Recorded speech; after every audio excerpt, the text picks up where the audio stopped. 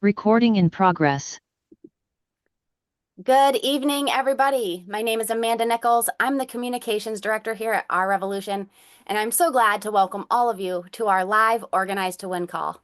Tonight, we're talking to labor leaders about Donald Trump's war on workers and how we can fight back. Help us get things rolling by introducing yourself in the chat. Tell us your name, where you're from, and why you're tuning in tonight. In just a bit, we'll be joined by top voices from labor, folks like Jennifer Abruzzo, former NLRB General Counsel, Larry Cohen, our Revolution Board Chair and former President of the Communications Workers of America, Mark Dimmenstein, President of the American Postal Workers Union, Julie Su, former Secretary of Labor, and U.S. Representative Rosa DeLauro of Connecticut's 3rd District, who serves on the important Appropriations Committee. So right now, Donald Trump is working to dismantle the Department of Labor and privatize the U.S. Postal Service. He's mass firing federal workers, and he's going after the agencies that protect workers' rights to form unions, safety, so much more. It's a lot, but we have a movement and we have some really great leaders, some of whom you'll hear from tonight. And we're going to organize a true opposition force in these unprecedented times. Really quick, let me see who we have in the chat. It is blowing up so fast, I can hardly read it. Cynthia in Napoleon, Ohio. Larry Lober in Michigan. We have Marilyn and Cheryl from LA. She says she's a Bernie supporter and she wants to get active in the movement. Love to hear that. We'll have plenty of ways for you to plug in and take some actions tonight. We've got Judy in Wisconsin, Dave in Illinois, John in LA. We've got Julia in Charleston, Illinois, Kathleen Yasuda in Los Angeles as well. A lot of folks tuning in from Wisconsin, California, Michigan, Pennsylvania. We've got William in Delco, Pennsylvania. Ted in Fairfield, Iowa. Hello, everyone. Welcome to our call tonight. If you haven't joined our Citizen Action Team yet, I'm going to drop a link in the chat right now so that everybody can get involved. There's lots of different ways to help. You can take action at your own pace, from petition deliveries to protests. We're organizing folks in Washington, D.C. and every congressional district around the country. And we're showing up at the offices of Congress members, Republican and Democrat. We just have to pick off a few Republicans in Congress to stop the worst of Trump's agenda, and we need Democrats to hold the line. So we're going to be fighting Trump's budget scam that's coming up, where he wants to eliminate some critical programs in order to pay for yet more trillions in taxes for the wealthy. Last week, our Citizen Action Team was in D.C. at the NPR headquarters because Trump and Musk are taking aim at public media. They don't want criticism. They don't want to be scrutinized.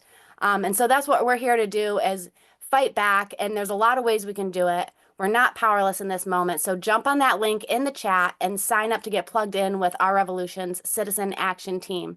And as always, you can help by becoming a monthly donor. We rely on our grassroots to make all this work possible. So please sign up to be a monthly member of Our Revolution. That link is in the chat as well. But tonight, our focus is on the actions and strategies that we can deploy to stop Trump's war on workers. We need you to speak up and tell your member of Congress to stand up for workers and fight against any cuts to worker health and safety. That link is in the chat right now. Trump is trying to dismantle the Department of Labor, as we said, so we need everybody's voice in this moment. Also, we want to let you know about Postal Worker Day of Action. Trump and Musk trying to privatize the USPS, and folks around the country are rising up to stop it. Plug into actions near you, get in on letter writing campaigns. There's all kinds of ways to get involved. That link is also going into the chat from the APWU. And we hope you'll be part of AFL-CIO's Week of Action starting 1 week from today on March 17th.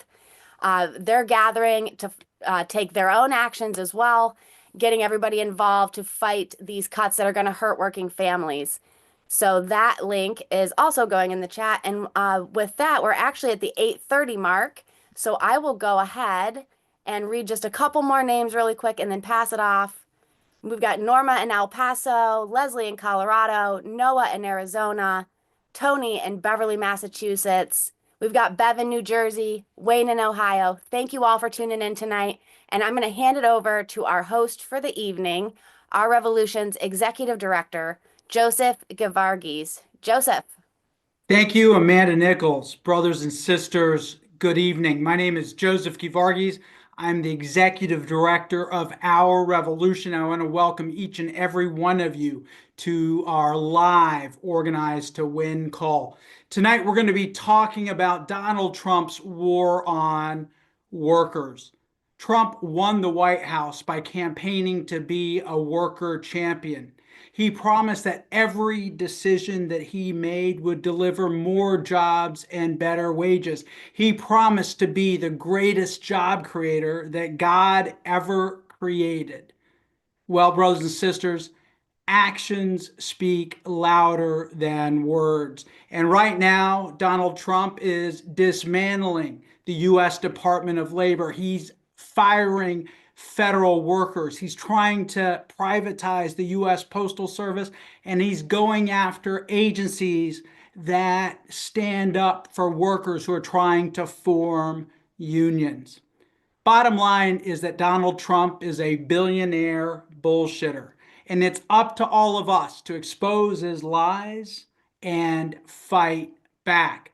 And that's what we're here to do tonight. We've got a lineup of real worker champions. Tonight, you're going to hear from Larry Cohen, Our Revolution's board chair, and the former president of the Communication Workers of America. He's going to be talking with Jennifer Abruzzo, the former general counsel of the National Labor Relations Board. We're also going to be hearing from Mark Dimenstein. Mark is the president of the American Postal Workers Union. We're also going to be hearing from Julie Su, the former Secretary of Labor under Joe Biden, and U.S. Representative Rosa DeLauro. She's the top Dem on the Appropriations Committee. But before I bring up our guests, I want to start with a quick take on how we got here. How did we get to be in the middle of a hostile corporate takeover of the United States government? A century ago, during a period of mass economic inequality and corporate oligarchy that rivals our own, Democrats decided that the best way to fight back was to fight for the working people of the United States. In 1935, FDR and a Democratic Congress stood up to the robber barons and the monopoly men and passed the National Labor Relations Act, which for the first time enshrined the right to organize for America's workers. But FDR didn't just pass legislation, he also signed executive orders to help workers organize. In 1941, he signed a labor peace executive order. He told corporate America, if you want to do business with the United States government, if you want lucrative government contracts, you have to partner with workers and engage in collective bargaining. Brothers and sisters, these two actions, both legislative and executive, put tens of millions of workers into unions. By the 1950s, over 35% of workers in the private sector were in unions. And America had the strongest middle class in the history of the world. A strong labor movement served as an organized counterweight to the oligarchs and empowered our country to pass progressive legislation like Social Security, Medicaid, Medicare, and even civil rights legislation. But starting with the election of Ronald Reagan, Republicans and corporations launched a decades-long assault on worker power. And you know what? Democrats were complicit too. They helped ship jobs overseas, and they didn't really stand up for America's unions. As a result, a record low 6% of workers in the private sector are in unions today. 6%. This decline of labor corresponds directly with the rise of the new era of oligarchy that we find ourselves in. Brothers and sisters, when labor is weak, corporations rule. The bottom line is that Donald Trump and the oligarchs are trying to finish what Ronald Reagan started. Trump and the oligarchs, their goal is to put the final nail in the coffin of FDR's New Deal and to kill off the American labor movement. And we're seeing this agenda play out in real time. Trump and the oligarchs are working to hobble the National Labor Relations Board and make it harder for workers to form union. They're weakening the Labor Department because they don't want federal contractors like Amazon and SpaceX to follow federal labor laws. They don't want the government to require them to pay minimum wages or even to keep their own workers safe. Look, at the number one policy goal of Donald Trump and the oligarchs is to make sure the U.S. government doesn't stand in the way of them maximizing profit. That means that their agenda, their business plan, is deregulation, detaxation, and deunionization. Let me say that again: deregulation, detaxation, and deunionization. It also means that Trump and the oligarchs want to privatize our government so they can plunder our tax dollars. They want to sell the Postal Service to Amazon or even FedEx, and they want to make NASA a wholly owned subsidiary of SpaceX. That is their plan. Our guests tonight have been on the front lines of rebuilding worker power for decades. Our first guest tonight is Larry Cohen, who's Our Revolution's board chair. He was the former president of the Communication Workers of America, and he's been on the front lines of trying to get labor law legislation passed, the Employee Free Choice Act, and now most recently the PRO Act. Larry's going to engage in a conversation with our first guest, who he's worked closely with, Jennifer Abruzzo, who was fired by Trump as from her position as general counsel of the National Labor Relations Board. Brother Cohen, welcome. Yeah, my pleasure. Great to be with you. Great introduction to our War on Workers topic tonight. And there I see the best general counsel ever, Jennifer Abruzzo. Why do I say she was the best general counsel ever? Because she literally woke up every day saying, what can I do today to promote collective bargaining? I'm not a neutral. This isn't a neutral agency. What can I do? And she believed every day and spent tireless hours every day for 3.5 years, believing that workers, whether they have a union or not, have a right to collective action. So my pleasure. Welcome, Jennifer, to our Revolution Town Hall call. Great to see you again. And if we could sort of think of this in 3 parts, a victory today, a legal victory, part 1. Part 2, your 3.5 years. In our working class terms, what did we win in the 3.5 years? And part 3, how do we take those victories from those 3.5 years and not just make them in for the history books, but turn it into collective action legislation eventually, but into the workers' movement. So we realized that, yes, we can move forward. So let's start with today. Why was that important and what happened? Right. So I've got a little bit of laryngitis, and if I run into problems with my audio, let me know. I'll turn off my video. Are we good so far? Yes. Good. Okay. All right. So great to be here. Okay, we have an audio problem. Yeah, so maybe you should turn off the video. Well, let me just back up. Okay, good.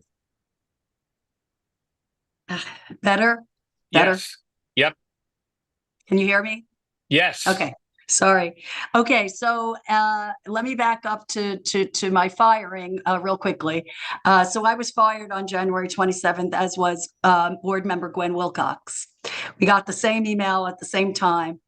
And basically, the president said that he had no confidence that we would effectuate his policies, which actually is probably one of the only truths that's ever come out of his mouth, at least as far as I'm concerned. But at any rate, as general counsel of the NLRB, I had no removal protections under the statute. I had no just cause protections, but Gwen did as a board member under the statute. And so she sued, rightly so, because she was unlawfully fired. They did not, and there was no dispute that the president did not comply with statutory requirements before removing her. And she won in district court, great decision out of Judge Howell.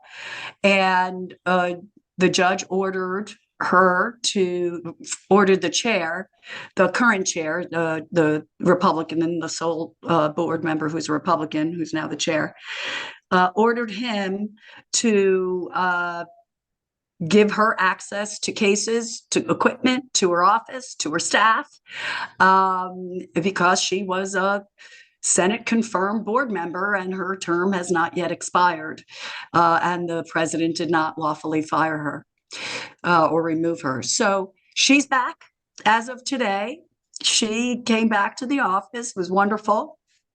And so now the case, just quickly, is they've already appealed to the DC Circuit. So this is going to continue on, and I'm sure that the Supreme Court will ultimately weigh in. But for the moment, at least as far as the National Labor Relations Board is concerned, there is a quorum. There's 3 members, and they will decide cases, both representation cases and unfair labor practice cases. Now, the chair does set the agenda, but in terms of case processing, but certainly cases involving union elections, elections where union workers decide whether or not they want union representation, are priority cases. So those cases will be decided on the fast track by the board. So cases where, and there's a couple of these that we know, where Union won overwhelmingly, the employer decided they were going to file objections with the board, knowing that the board couldn't operate because it only had 2 members and they were just going to delay things. Well, now there's 3 members. And so now those cases can be decided.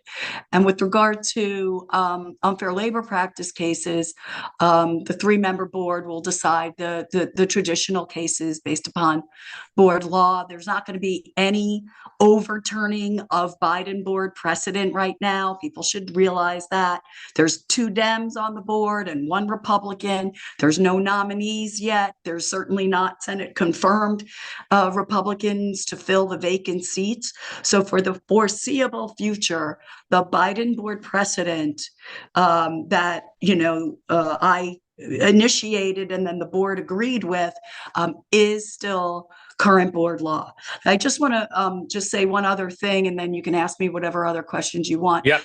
This firing is part and parcel of like a larger picture. We know that, right? He's firing a number of high, government officials in very high level positions in the executive branch.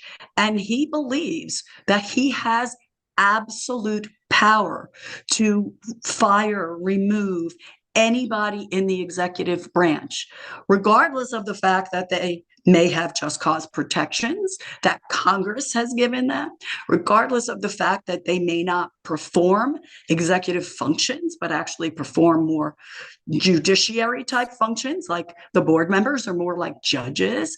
He wants to squelch whatever independence executive agencies have, and make these decision makers basically issue decisions that would comport with his desires as opposed to being independent decision makers, because they'll fear that they'll be fired at his whim if they don't agree with his elevation of corporate interests, for example, which is a great example under our statute because we're all about workers' rights.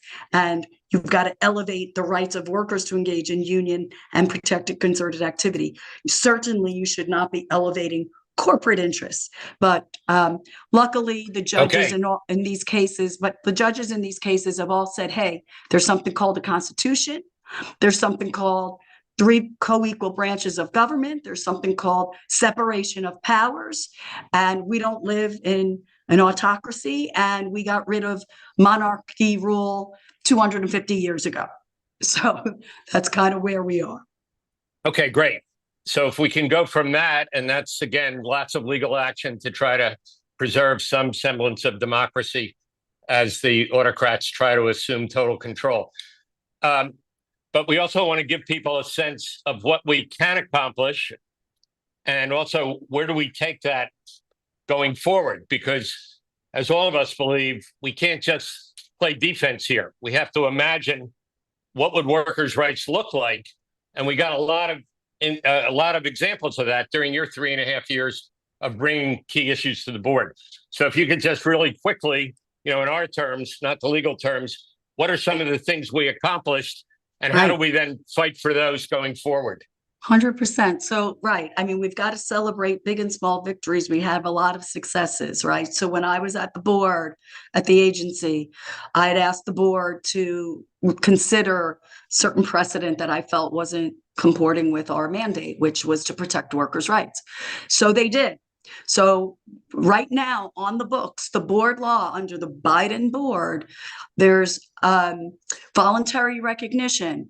If you've got majority cards signed, there's captive audience meetings that are unlawful under the statute, handbook rules that chill people from unionizing or acting together to improve their lot, unlawful severance agreements that have overly broad confidentiality or non-disparagement clauses, unlawful. Employers being required to consider that people need a little bit of leeway. They get heated when they're engaging in union activity, and they can't be fired for, quote, misconduct in that context.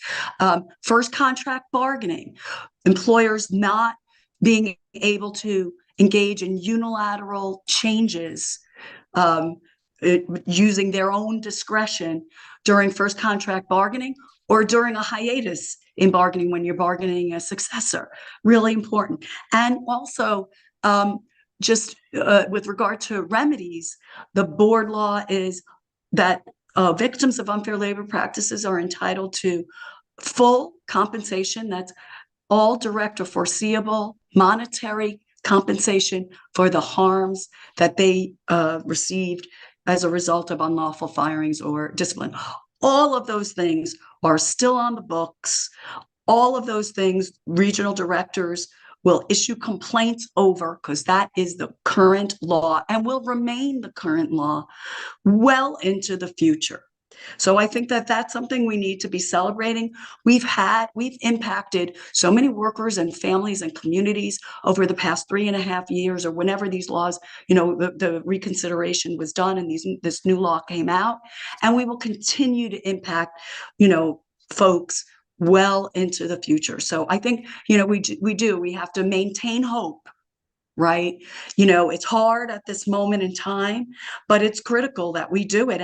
And we just think of the folks in ordinary citizens in Boston that protested over a tax on tea and started the American Revolution. Right. So we're all about a country that's by, for the people. And, we can't let Doge, voice the voice of corporate billionaires drown out our voices as to what our government should look like. We're not powerless. We have power.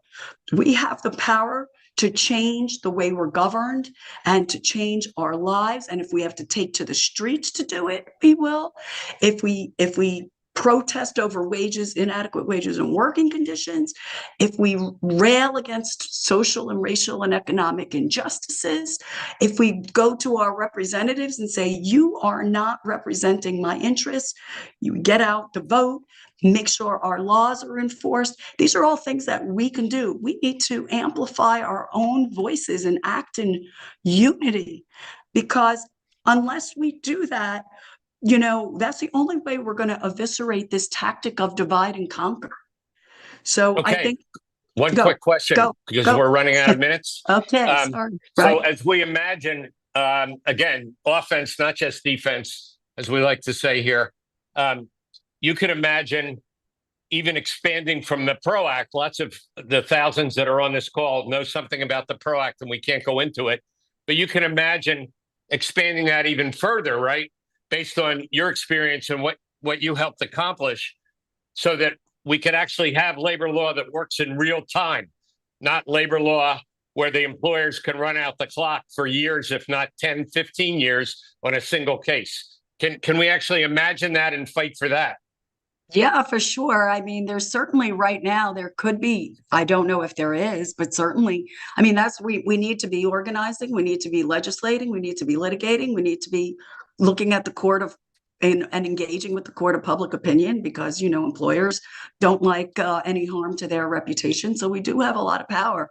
And I think if there's legislation around, frankly, even what the current board law is, right, and put that in place, never mind what, obviously the PRO Act would be great, but just even ensuring that what we've accomplished thus far becomes the legislation would be extremely helpful. Not to mention, obviously, thinking in the future about sectoral bargaining and other sorts of multi-employer bargaining and multi-union bargaining, and just ensuring that, Bringing the again, United our States voices are into the democracy of the world. Sorry for speaking exactly. over you. Nope. Yes. No. Well, thanks so much for being here. You're an inspiration to everybody who knows you and everybody who knows your work. And I know you're going to continue that fight, not any longer as general counsel at the NLRB, but as a great leader of our movement.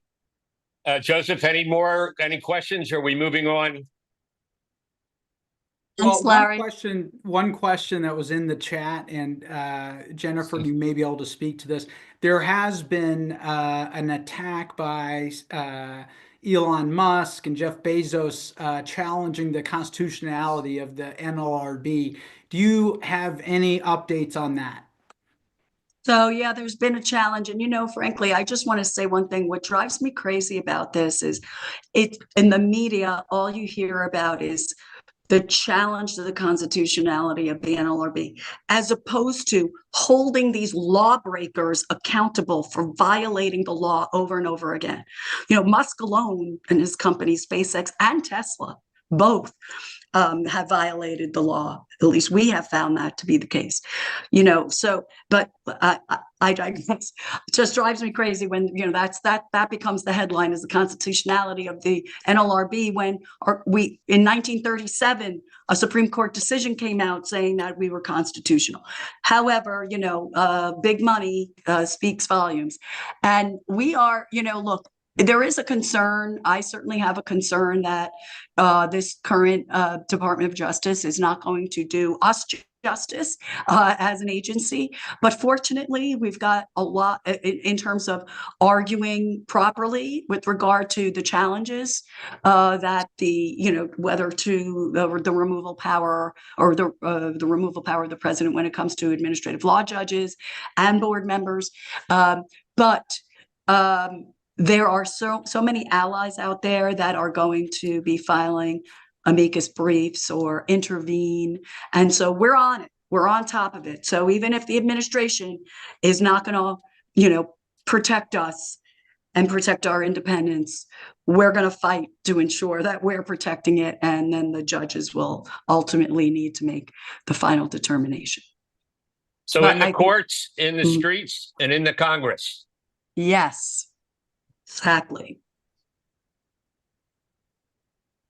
Well, Jennifer, thank you for being here. Thank you for all of your work over the last 3.5 years to make the NLRB a functioning agency that protects workers' organizing rights. I used to be a union organizer back in the day, and it was frustrating because the law was rigged.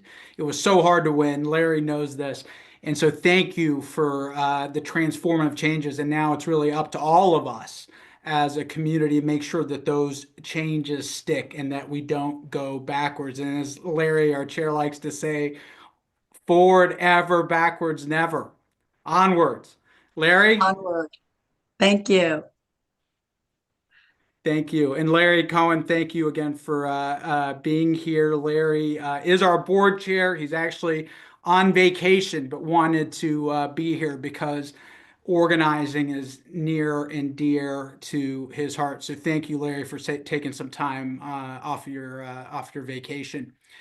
So with that, I want to bring up our next speaker. It's important to remember Donald Trump's not just going after the NLRB. He's not just going after the right of workers to form unions. He's also going after workers that are in unions. Donald Trump just took away collective bargaining rights for workers that are employed by the TSA. And he's openly talking about undermining the American Postal Workers Union, the APWU. Just last week, Elon Musk went to the Morgan Stanley Investor Conference and said that he thinks the U.S. Postal Service should be privatized. He was speaking to his audience. It's not American citizens, it's actually capitalist investors. That being said, we've got to remember this type of cuts, these types of cuts are going to have a huge impact, and they're going to have an adverse impact on Donald Trump's base. We got to remember that millions of Americans, especially in rural areas, depend on the U.S. Postal Service for their prescription drugs, for their Social Security checks, and even for their ballots. FedEx and Amazon don't serve rural areas, and that's why we have a postal service to make sure that every American gets the service that they deserve.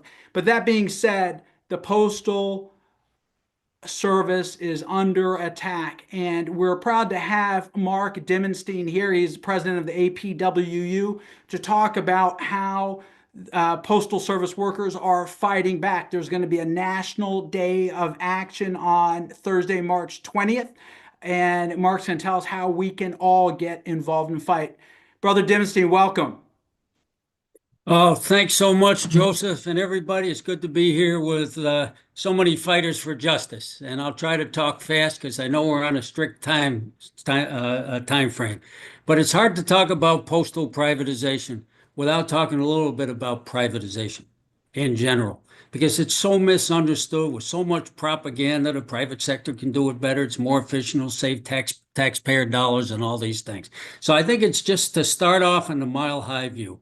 Privatization equals, it's a mathematical equation, shifting workers, money from the public sector and the common good, and the Postal Service is part of the common good, the public commons, to the corporate Wall Street, private sector investor class for their goal of maximum profit, not service. And that's true wherever they're talking about privatization, whether it's in education, whether it's water, whether it's energy, whether it's healthcare, and whether it's the postal services.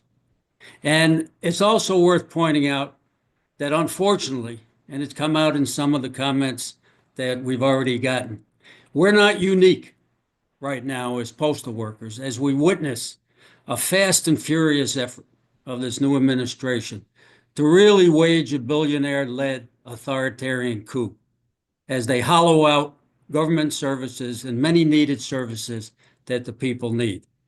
And it's been mentioned a little bit, but this unelected President Trump, I'm sorry, he was elected. President Musk, the unelected President Musk, what he's doing in the name of efficiency and exposing waste and fraud has nothing to do with that.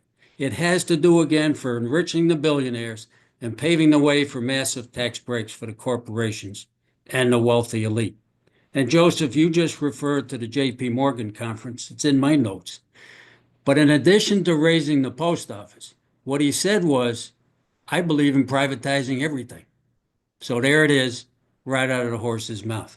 And one of the ways they do that, we have in our union a concept of the four Ds. to get to privatization. First you defund, then you degrade services, then you demonize the workers, and then you move in and destroy the public entity. Now we have a 50, which we're part of this call, is then how to defeat those who want to destroy us. But when you think about those 4Ds and what Musk and this so-called Department of Government Efficiency is doing, I think you can see that so much of it is geared towards the privatization effort. And keep in mind, while Musk is railing against government workers, firing government workers, hollowing out services to the people, he has made his billions and billions and billions largely on government contracts. And the ones they even know about, because there's tons they don't because they're classified and not transparent. There's about $38 billion, and it's naked self-dealing now. So when the air traffic control system is now being upgraded by Verizon, Musk is now saying they can't do it, give it to Starlink. Or when the State Department then orders $400 million worth of Tesla trucks. Naked self-dealing. So it's in this context that it's no surprise that this administration is gunning for the public postal service. It's driven by Wall Street greed, but not just the conservative side. Beware the liberal side that is often talked about privatizing large pieces, if not the whole post office, because that's whose money ties they're tied to as well in many cases. The first Trump administration advocated in writing the Office of Management Budget, part of the White House, they advocated in 2018 to break up and sell off the public postal service. Now, they weren't able to achieve it then. Now, with no guardrails, no rule of law that they're willing to abide by, they're wasting no time in pushing ahead. There were accurate news reports just a few short weeks ago that talked about a coming Trump executive order to seize the institution, the Postal Service, fire the Postal Board of Governors, fire the PMG, and turn it over to the Commerce Department, which is not an accident that now that is being led by Howard Lutnick, a billionaire Wall Street hedge funder. So the dots are not that hard to connect. Now, not only if this were to happen would it be outrageous, it would be illegal. The Postal Service is clearly set up by law as an independent agency free of government interference.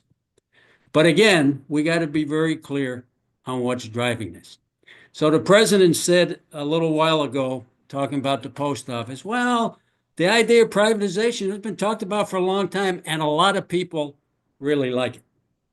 Well, he's talking about different stakeholders than the real stakeholders of the Postal Service. He's talking about his billionaire stakeholders. The average person in this country, whoever they voted for in this last election, nobody voted to do away with their public postal service. No one's clamoring for privatization. Sure, we're clamoring for better service and better staffing. That's a different issue. So but Trump is right about one thing. There are people that really think it's a great idea. And again, those are the Wall Street investors and shareholders. The post office takes in about $82 billion a year of revenue, not tax dollar revenue, user revenue, and the greedy you-know-whats want their hands on it. Now, in case there was any doubt, Dimenstein's lost his mind. He's always talking about Wall Street. He's just one of those nutty ones. Wells Fargo spilled the beans last week. Wells Fargo, it's a smoking gun. Wells Fargo, fourth largest bank, investment firm, and all of this stuff. Seeing what was being talked about in this administration, on February 27th, put out an investor guidance to their investors, crowing about the possibilities of the privatization of the post office for particularly FedEx and UPS and for Wall Street investors. And they openly say in this piece that if the post office is in large part privatized or totally privatized, that will give the opportunity for the raising of package and parcel rates throughout the country. The public postal service, not an accident, the public postal service is the low-cost anchor of the entire package industry in this world of growing e-commerce. Think about what would happen to the people of this country if they were able to get their way. And Wells Fargo said the post office would have to raise their parcel rates between 40% and 130%. That's how much we are the public low-cost anchor. So yes, The billionaires, the Ludniks of the world, the Musk of the world would love to have the post office gone. So what happens if they get their way? On the job front, it's pretty obvious. 600,000 unionized workers, decent living wages, union benefits and rights. We would be out of work, likely without health care and retirements. We know when work shifts to the private sector, which most are non-union, wages go down. The impact our communities are great because good jobs build good communities. The fair hiring practices that's so important to working people that happen in the post office. Well, no matter the walk of life we come from, 70,000 veterans and so on are hired in the post office. And on the service front, it would be the end of a democratic right of the people of the country to universal postal services and uniform rates. And Joseph talked about it a little bit already, but universal service means no matter who we are and where we live, we get equal services. If it's privatized, then it's going to be based on who can make a profit. No responsibility to service. And by the way, the post office is enshrined in the Constitution of the country. So this is going to affect deeply workers, the communities that workers live in, and it's going to deeply affect the service to the people of the country. We all use the post office differently, but we all need it and use it the way we see best, whether it's our medicines, whether it's exchange of information, whether it's e-commerce and whatever. So what can we do together? Stop it. I know my time's running short. First and foremost, we need solidarity with each other. That's what this call's about. Brother Larry Cohn and our revolution has been a great supporter of the public postal service and the rights of postal workers, and we greatly appreciate that. But we also need to be there with everybody else. AFG, Joseph just referred to, and the TSA contract being ripped up. Their union is under the gun even more than ours right now, and we have to stand strong and we have to stand together. Brother Cohn raised me the other day the importance of rural America to the post office and to Medicaid, which keeps rural hospitals open. We need to stand together on issues like that and unite and connect the dots on issues like that. So the March 20th, we're having events all over the country, post office in hundreds of locations. The map's on our website, apw.org/action. Our slogans are simple. U.S. mail is not for sale.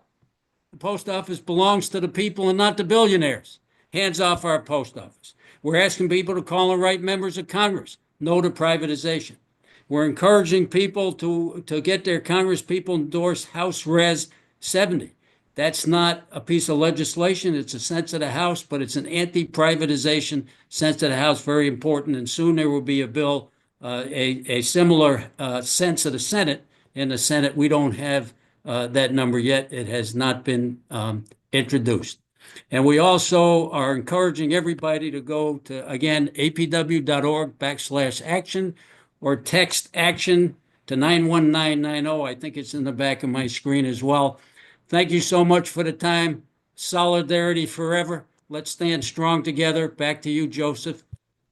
Thanks, Mark Dimmenstein, head of the American Postal Workers Union. Brother, we are with you in terms of fighting against the capitalist class and their plan to privatize and plunder. Look, at the end of the day, this is the easy way for already wealthy people to get even richer, is plundering the money that we pay in taxes and taking that to their bottom line. That is what they want to do. They don't want to improve services for the American people. They don't want to make sure that our needs are met. They want to make sure that their stock prices go up and their compensation packages go up. And that's the bottom line of what Elon Musk and everyone else is trying to do in this administration. And it's going to be up to us to stand up and fight back. Mark, we're going to be with you across the country on the National Day of Action on March 20th. And I want to encourage all our members to sign up on the link, and we'll also be sending out information via email. Again, Mark, thank you for being here today. Thank you. So next up, we're going to talk about Donald Trump's plan to gut the U.S. Department of Labor. So why does this matter? The federal government is the largest purchaser of goods and services in the American economy. Every year, it spends over $1 trillion on contracts, loans, and grants with private sector corporations. But here's the thing, federal contractors often take our tax dollars and then they turn around and pay their workers so little that workers on these federal contracts have to use public assistance programs like Section 8 or food stamps to make ends meet. Over a decade ago, I was fortunate to lead strikes of low-wage federal contract workers at the Pentagon, at the Capitol, at the Smithsonian Museums to demand that the president stand up and lift federal contract workers out of poverty. We went on strike, and Bernie was out there with us every single time. We went on a strike to demand living wages and union rights. We demanded also a good jobs executive order to establish the principle that the U.S. government, our government, should only do business with companies that were model employers who created good jobs for the American people. We started those strikes when Joe Biden was vice president. When he became president, he actually signed the Good Jobs Executive Order.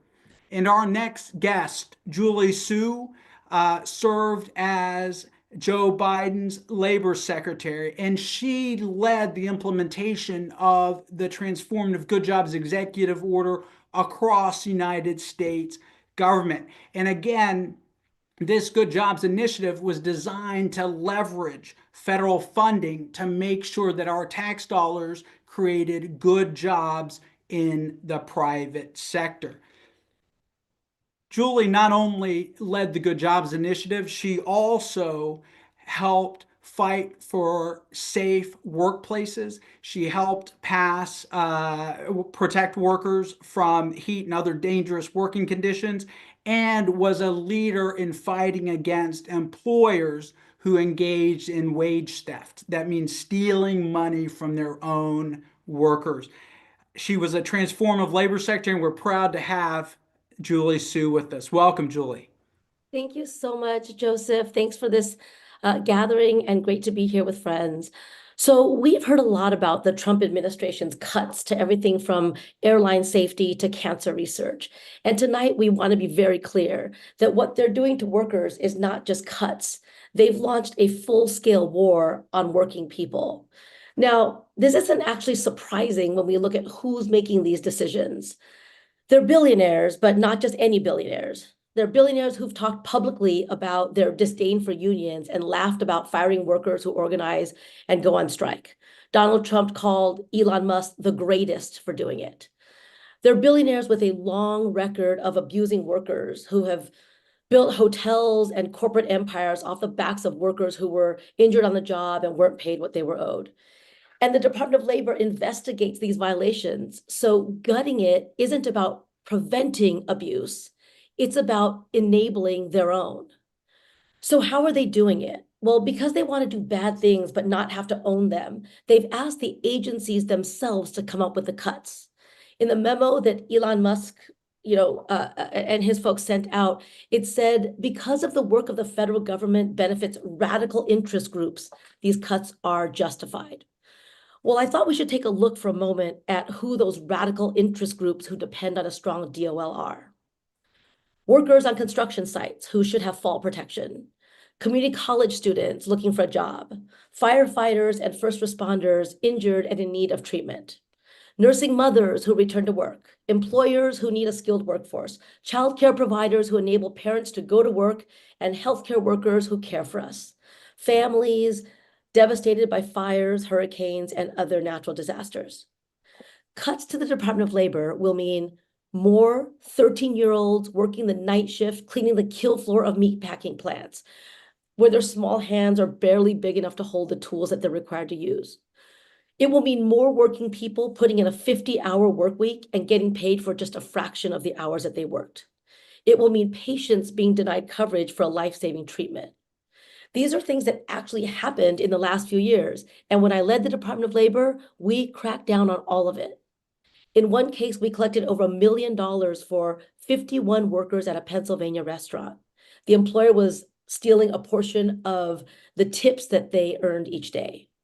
And a couple, Roberta and Tanya, who met while working at the restaurant, said that they were going to take the money that they got back and finally take the honeymoon that they never got and put the rest away to save for college for their kids. In another case, Danielle's health insurance company denied treatment for mental health care for her child. So she did what any parent would do, whatever it took to get the care, taking another mortgage on her home. And when she heard about the Department of Labor on the radio, she called us and we got the insurance company to cover what her child needed. Healthcare is already too expensive and too hard to navigate in this country. And medical debt is a tremendous reason why there's so much financial instability for families across America. The DOL is often the only thing that stands between patients who need care and the devastating consequences of getting a coverage denied letter. The Department of Labor also inspects workplaces so workers don't have to lose their lungs, their limbs, and even their lives just to do their jobs in completely preventable workplace hazards. It shouldn't take another mine explosion like the one in West Virginia 15 years ago that killed 29 workers to prove why we need a Department of Labor that inspects mines for safety. And the Department of Labor funds training programs like the one you're going to hear about next that opens the doors of real opportunity through a good job to everyone. So gutting the Department of Labor when working people still have to work too hard just to get a fair break is unconscionable. But cuts by rich bosses so they can keep on exploiting their own workers is infuriating. These are reverse Robin Hood moves, stealing from everyday Americans to give to the rich. But fortunately, and I know people are worried about this, we still live in a democracy and people speaking out is working. Some of the firings have been reversed. And at the end of this call, we will share more specific information on what you can do and how you can plug into next week's week of action. But I want to say something before I close to the incredible career team at the Department of Labor. I see you, we see you, and you are not alone. We value what you do, and this is for all federal employees who are listening in. You've done it often without the adequate resources, even before cuts. Staffing for the Department of Labor's health and safety investigators have plummeted. A chart of the number of investigators looks like a waterfall off a steep cliff from 2015 to 2022. And then it begins to level off because we stopped the bleeding. So we're also going to share resources for federal employees at the end of this call. But make no mistake, they are not going to stop with attacks on federal employees because the point is not just to cut staff. The point is not just to privatize federal agencies. And it's definitely not to cut waste, fraud, and abuse. They're sending a message. Union contracts be damned. Existing protections don't apply. They have made clear they want to renege on their contract with 50,000 TSA members. Joseph, you already mentioned that. And these actions are illegal, but they don't care because they want us to know who's in charge and who's expendable. Well, if they want to wage a war on workers, we are built for that fight. The only thing that has worked consistently in stopping autocratic rule, the most powerful force that we have when government turns its back on laws and norms, is people fighting back and saying, no, not on our watch. It's people organizing. And who knows better how to organize than unions? It's no wonder that autocrats come after unions first.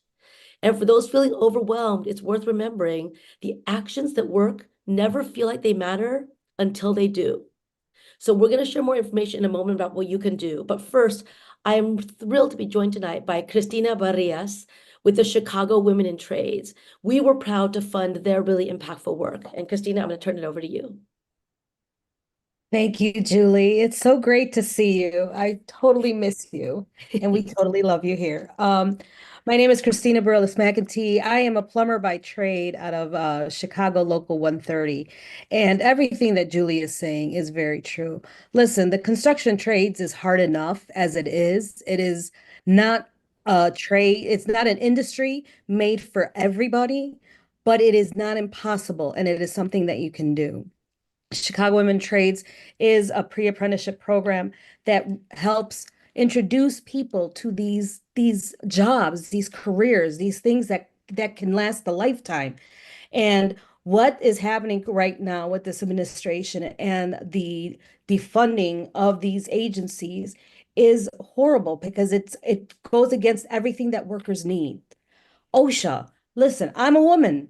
They don't make things in my size. I'm a short woman too. So it's difficult.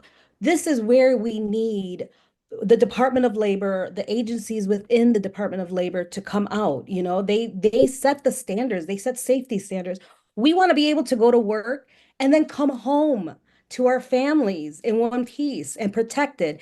If we're safe on the job site, guess what happens? Jobs get finished. Companies, contractors make money. So this is not just a worker issue. This is a whole economic issue. It's a community issue. We also need protections that the DOL gives us, you know, the Office of Federal Compliance, Contracts and Compliance. That's another one because we need to hold people accountable. You know, if something goes wrong on the job, workers need that safety net where they can sit there and speak out without retaliation, know that there's somebody watching out for them. This is what the DOL provides. So it is critical to not break this agency, this building apart, these people. These are people that are protecting us. And when it comes down to it, it is not just a worker issue, it's a community issue, it's an economic issue. This affects all of us, and we need to stand together. They also have the Office of Apprenticeship. I served in apprenticeship. I love my career. I am proud to be a plumber, and I am proud to work now with CWIT and do this and let other people see what they can do and be a part of. And the fact that they have gutted and disbanded the advisory committee for apprenticeships, it's something that's, what are we going to have? What regulations? Listen, if we don't have rules, regulations, laws, there's just complete chaos. And this is what we need. It might not always be perfect. It might not look perfect, but as long as there's something there that we can work towards and there's people there willing to communicate, have conversations, and build on, this is what happens. This is what helps workers all the way around. And I thank you, Julie, for all the incredible work that you have done, what you have done for me personally, for the organization, for workers everywhere. Listen, we have to stick together, and I stick by you, and we stick by you. So much, Christina. And Julie, do you want to run us through some of the calls to action that the AFL are planning and that others are planning? Sure, I'm happy to do that. So the AFL-CIO has created the Department of People Who Work for a Living, because let's face it, all of us are people who work for a living, and this is a full-out attack on all workers. And as you see on the screen, there's going to be a week of action starting next week, in which everyone is invited to show up and to show what we care about. Some of them are calls to action to contact members of Congress, and some of them are going to be actual events and town halls where people can testify, and workers will be testifying about the impacts of what this administration is doing on working people. Excellent. So I want to encourage everyone who's here to get involved in not only the postal action, but also the AFL-CIO's week of action that's going to be happening. We're going to all have to stand up and fight back. I can't believe in this day and age that we're actually sitting here and talking about keeping the Department of Labor in place and keeping the NLRB in place and keeping the Postal Service in place. It's outrageous what the corporate robber barons want to do in this moment, and we can't let them. So with that, I want to introduce our last guest. She is U.S. Representative Rosa DeLauro. She is the ranking Democrat on the Appropriations Committee, and that is important because right now we're in a knockdown, drag-out budget fight. and we're actually headed towards a potential government shutdown this weekend. So Representative Deloro, thank you for joining us. Tell us a little bit about how we can help you fight back, how we on the outside can help champions on the inside make a difference. Thank you so much, Joseph. I'm delighted to join you and our revolution for bringing together really a critical group of advocates for the working people of this great country. And I also want to give a shout out to a dear, wonderful friend, someone whose deep commitment to the working men and women in this country we all know about and revere, and that is I'm never going to call her acting secretary. She was Secretary of Labor for all of us, and an unbelievable fighter and warrior on behalf of working families. We all know here that we have a moral responsibility to fight for and protect our workers, the people who keep our nation running. And the fight for workers is very special for me. I'm the daughter of a garment worker.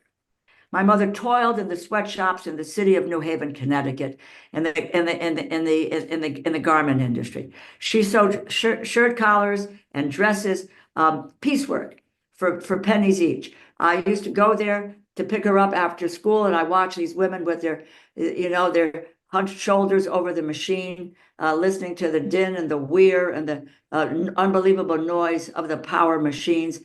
They didn't stop for anything. And in the needle trade, you often got the needle in your finger. Well, you didn't stop to go to a clinic, get a tetanus shot. You wrapped your hand up because, God forbid, you got a drop of blood on the garment. You would not get paid for it. But my mom said to me at that time, get an education so that you don't have to do this. But it was about these women who are working hard to give their children a chance at a better life and achieving that American dream, to be able to realize their dreams and their aspirations. Too many families today live paycheck to paycheck, struggling to make ends meet. They cannot pay for healthcare, for housing. Some can't put food on the table. Families are still struggling, as what we're watching is large companies and corporations have reaped record profits. And attacks on the Department of Labor by Elon Musk and President Trump threaten to worsen income inequality and roll back the protections for workers that the labor movement has fought for over the years in this country. The Department of Labor is working people's first line of defense against corporate greed. They help fight against wage theft when employers fail to compensate workers for the wages they have earned. The Department of Labor combats the horrible scourge of child labor. Children belong in classrooms, not on factory floors. OSHA protects workers who are forced to toil in some of the nation's most egregious and hazardous conditions, including in America's meatpacking, poultry, and agriculture industries. And the Bureau of International Labor Affairs, ILAB, critical to monitoring and enforcing labor provisions in all of our trade agreements, like the U.S.-Mexico-Canada Agreement, USMCA, to protect American workers from unfair labor practices. The Department of Labor also invests in worker training to help workers re-enter their workforce, earn better wages, improve their family's income stability. And over the past decade, we have invested in registered apprenticeship programs to help Americans develop to high-skilled trades. And thanks to Secretary Sue and the efforts of everyone on today's call, we made progress over the past 4 years. But Elon Musk, President Trump, and the Republicans in the Congress want to roll back these essential protections. They want to make it easier to take earned wages away from American workers and their families, hurting the ability to pay their monthly bills, making that cost of living crisis even worse. In the past 7 weeks, Elon Musk and President Trump have been on a campaign of destruction across the federal government. They destroyed the U.S. Agency for International Development, USAID, froze all foreign assistance. The administration is poised to issue an executive order to attempt to dismantle the Department of Education. And believe me, the Department of Labor is next. Make no mistake about that. We have already heard rumors about pending employee terminations at the Office of Federal Contract Compliance, or OFCCP. That would dismantle a key agency that protects federal contract employees from discrimination. Elon Musk and President Trump will use the same playbook across all of the Department of Labor's worker protection agencies, OSHA, Wage and Hour, OFCCP, Employee Benefit Security Administration, EPSA, and ILAB. They will terminate grants and contracts for WIOA job training programs. In the House's current proposed 2025 labor funding bill, they eliminate WIOA youth job training and adult job training. Look, they cannot destroy these agencies if there is a popular backlash. And I was so delighted to hear about postal workers on March 20th, doing a plan of action across the country. If there is, I talk about this popular backlash, we have seen both Musk and President Trump backtrack when the American people have spoken out against illegal actions. The American people have come to the defense of veterans, people with disabilities, and even some Republicans in the Congress have been shamed into speaking up for veterans or against cuts to Medicaid. We have to keep raising the temperature, raise our voices, and stand tall. You all know this, but Congress is the place that responds to external pressure. You are that external pressure, and you ask what you need, and that's what you need. And right now, when we're looking at a vote tomorrow on a continuing resolution that would provide to Elon Musk, to President Trump, to Russ Vought at the Office of Management and Budget, a blank check to be able to continue to steal American taxpayers' dollars that were intended to go to American families, to children, and to small and to businesses across this country. It is real. They are doing it now. And if they are able to get a year-long continuing resolution, it's carte blanche. They will do whatever they can to really take money away from whatever it is, from Social Security, from veterans, from housing, from the environment, go down the line to workers' programs, etc. So Congress, as I said, responds to external pressure. We need to drive that pressure on behalf of the crucial agencies and programs at the Department of Labor. We have to have a strong Department of Labor.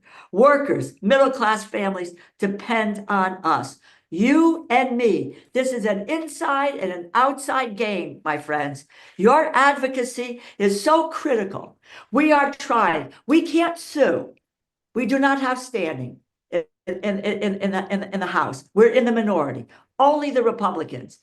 Johnson would have to come up with a lawsuit, but we are working with the organizations who are bringing suit. We are also filing amicus briefs so that we can join these efforts. But we're on the phone, we're meeting with groups like I'm doing with here tonight, advocacy groups across the country, and to get people to mobilize at the grassroots level. That is what is going to turn this around. We're going to stand with you. Democrats are going to stand on the side of workers, on the side of middle-class families, and yet another Republican plan to steal, I call it stealing, from our families, our children, and our businesses in order to provide more wealth for the billionaires and the biggest corporations. We will protect labor's hard-fought rights for millions of American workers.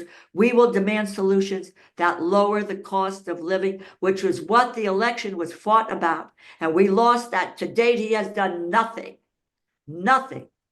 to help lower the cost of living. We're not going to let Republicans forget the day that they turned their back on America's workers and their families. Let me a quick vignette. I was at Bradley Airport in Hartford, Connecticut this morning.